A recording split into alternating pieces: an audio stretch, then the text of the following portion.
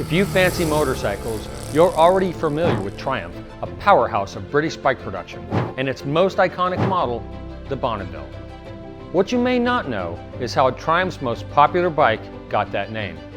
In 2019, my producing partners Richard Asprey, Daniel Pierce, and I began creating a micro-budget web series entitled My Motorcycle Journey with Richard Asprey. I'm Richard Asprey. I'm a lifelong motorcycle rider and collector of motorcycles from all over the world.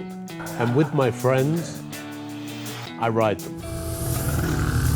This is my motorcycle journey. During production on that show, Dennis Tackett shared with us his inside experience dealing with one of the fastest motorcycles in the world, the Texas Seaguar, engineered and built in the 1950s right here in little old Fort Worth, Texas. I called my friend at RPM Cycle, Keith Martin, and he had been chief mechanic working for Jack all those years. Very talented, restoration expert, famous in his own right for building fast Triumph motors, and we have been friends for decades. I called him and told him what had happened. I asked him, I said, if I can arrange it, would you work on the Streamliner? This tall but very true tale deserved far more attention than our short-form web series could provide, and we all felt the call to create a full-length documentary. Indulge us for a few minutes as we present the teaser trailer, then we'll come back and share some of our plans for the film. The Bonneville name tease? Find out right now. In the lexicon of motorcycles, British bike maker Triumph holds a special place.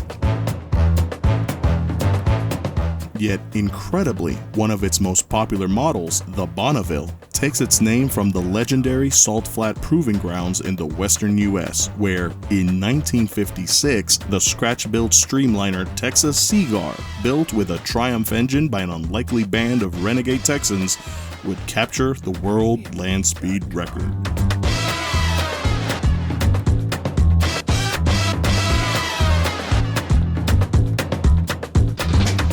Three years earlier, in 1953, at a Triumph dealer in Fort Worth, Texas, an after-hours card game was being played by the shop's regulars and its owner Pete Dallio. After one of the members extolled the virtues of the German-made 1951 NSU land speed record-setting bike, an argument broke out.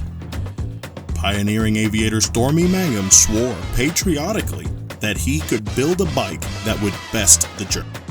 He was determined and proceeded directly to begin the design. The result was a Triumph 650 powered streamliner that set a land speed record of 214.4 miles per hour at the Bonneville Salt Flats on September 6, 1956.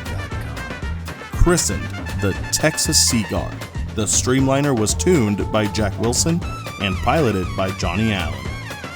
In England, the Triumph Motorcycle Company was so impressed by the Texas Seaguar's record that in 1959 they named their new 650 model the T120 Bonneville, and a new classic was born. The now legendary Texas Seaguar was eventually put on display at the National Motorcycle Museum in Birmingham, England. Destruction by dawn. The morning after at Bicken Hill near Solihull revealed a sorry, smouldering, twisted mass of metal. Sadly, 2003 saw a massive fire sweep through a wing of the museum and destroy the record-setting bike. It had been reduced to twisted metal and ashes.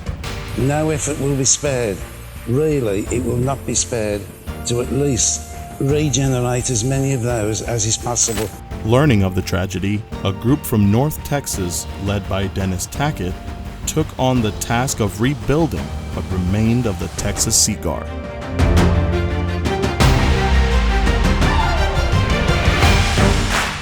Just been really gratifying to make the full circle from a burnout Hulk that nobody really knew we could do it and restore it.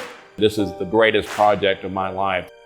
This is the story of the creation, legacy, and resurrection of the Texas Seaguar.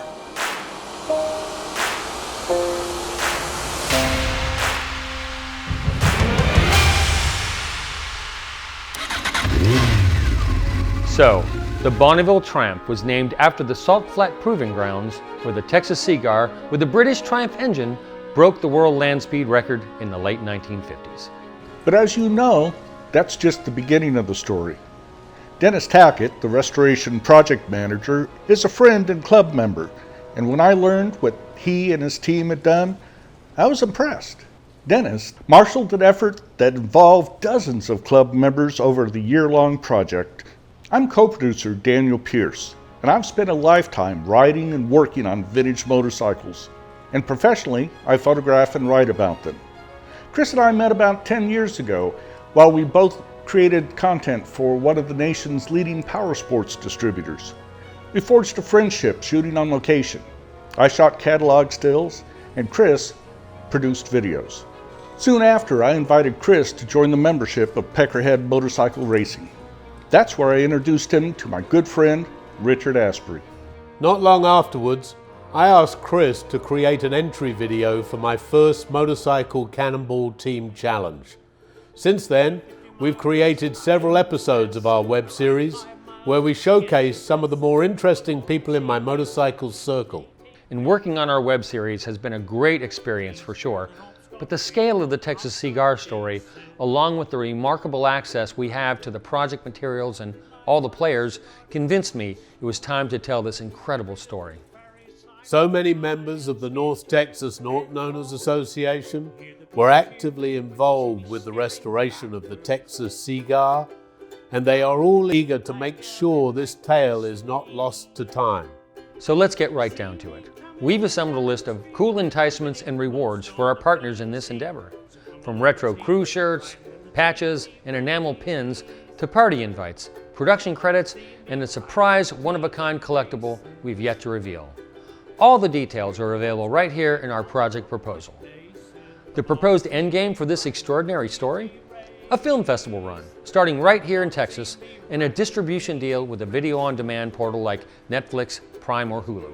And you can help, right, Richard? That's absolutely right, and we need your help to tell this story. This tall but very true tale needs telling, but that won't happen without your help. Thanks for watching. Come along, see me riding in the T-T race. And they are all eager to make sure this tale is not lost to time. Won't you help us? Won't you help us? Okay, not like a puppy. Please help the little puppies. Ready? Please help us. No, all right, ready. If you're cold, they're cold. Bring them inside, please. We would love your help. And please send us money for our film. No, that's our Kickstarter. Thanks for watching.